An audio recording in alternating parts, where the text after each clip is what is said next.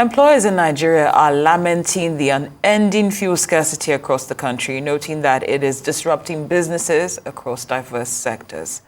The employers under the aegis of the Nigerian Employers Consultative Association, also known as NECA, expressed concern at the persistent queues for petrol at most filling stations in the country amid dwindling productivity and economic activities.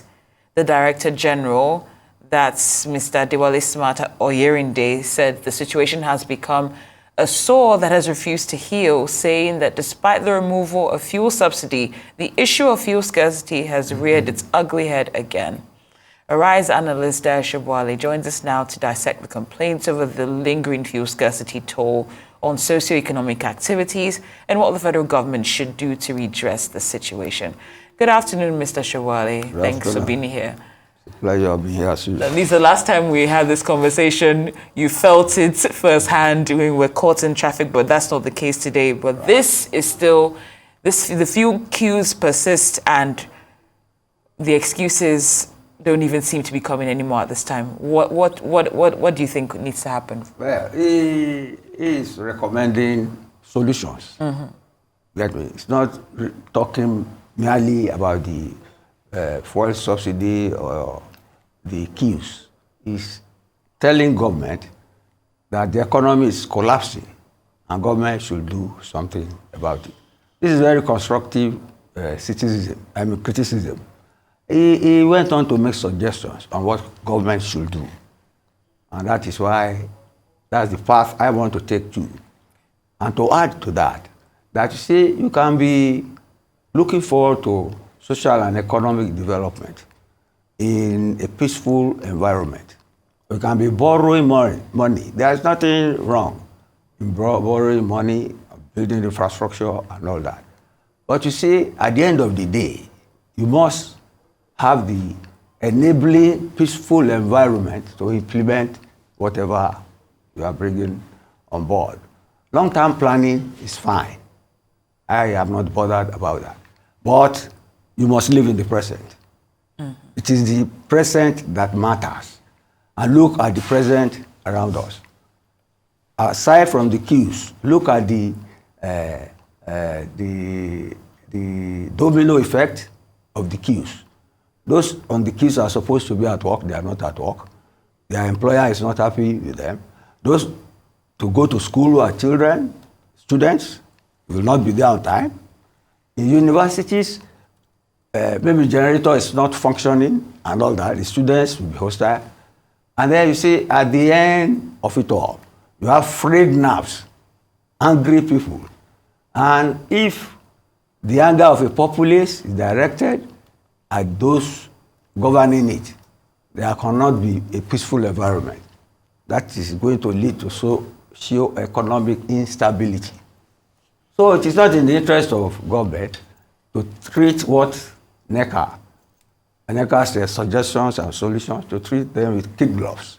They should read it and reappraise their own strategy and try to calm nerves. Let me just leave it at that for now. You know, I'm glad you ended on that note where we say we try to calm nerves because a lot of the situations we find ourselves in, we're utterly helpless. I'm struggling to get that out there because I don't want to use any word that's too expletive, but we're helpless. Now, a few years ago, there was controversy when the governor of, I believe it was Imo State at the time, appointed a commissioner for happiness. Is this a time and a season maybe where we need to start looking into even just a minister of happiness, a minister, and I don't mean it as a joke, I'm genuine. Somebody who's going to look into the mental health and well-being. It's not a palatable joke. It's not at all. But they say an hungry man is an angry man. But then, contrary to what you have said, there was a survey, serious survey, sometime, and they say Nigerians are the happiest people on earth. They say Nigerians are the happiest people on earth. But then, see, what I'm trying to say is that this government has a hope agenda. And in the pursuit of that, that is why the president has been using. I admire his guts, so, you get me, in getting low. He went not only through EU, to the Arab nations, anywhere that we can. But you must keep the home front. You see, you are riding a horse. You must rein it so that it does not run too fast and throw you off. I think that's a good analogy, even though I say it myself. So what I'm trying to say, okay, these people have mentioned so many things. NECA, most importantly, that we are, see, multiple taxation is driving people away, companies away. And then policy inconsistencies. See the latest, we are talking of inflation, killing us and all that. That's the duty of CBN.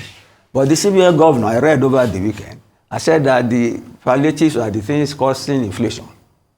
So you see the contradiction that they allow. I welcome palliatives being used to cool tension and reduce economic hardship. What if the man in charge says that? What do you do? And then look at the issue of foreign currency. You see, if you don't produce, you can't export. And we don't have money to care for ourselves. Like now, I don't say statistics can be exaggerated at times. But I read somewhere that for every 200 naira, about 200 naira, about 180 of it is spent on debt. So what is there for us to feed on or to develop? So what they are saying, I'm trying to reduce it to understandable terms. Cut your coat according to your cloth. And the cost of governance. You see, people are not blind and they are not deaf. The cost of governance in this country is about the highest in the world. And the separation between the political class and the rest of society is like you have another colonial army in place, supervising all of us. So government should show apathy and understanding and show in action that it is preparing the future for us, but we must live in the present. Let me give you another analogy. Even in the EU now, they are going to have elections in June to the European Parliament. One of the major issues is about emissions. You get me? Climate change.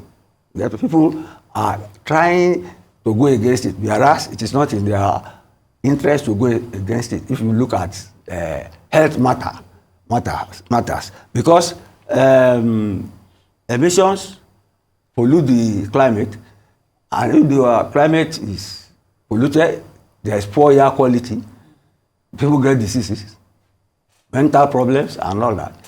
So it is a step in the right direction. But people have a right to protect it because they want to deprive them of usage of cars. So they say it is the rich that will benefit, not them. So conflicting policies, but right policies, salutary policies that are really beneficial to the larger majority should be carried out by government. In 30 seconds, Mr. Sobowale, are you content with how the government is addressing the allegations of mismanagement and corruption when it comes to the supply chain? Well, the supply chain is what we have been talking about. You get me? The supply chain is broken. You get me? It is not flowing. See, the supply chain, even if it is circular, it's like a relay race, one battle to the other. But the chain is broken. That is what I'm trying to show you now. Even if we talk of the social system, I'm trying to say that the break in the economic and financial system can lead to political instability. So the supply chain, politically, economically, is broken and should be fixed. All right, very well said there. I still think Minister of Happiness wouldn't be a bad touch. Thank you, Mr. Dayo. I was about to say I should be one, right? The epitome of that. Okay, thank you. Okay, I hope that they are listening up there and my appointment can come.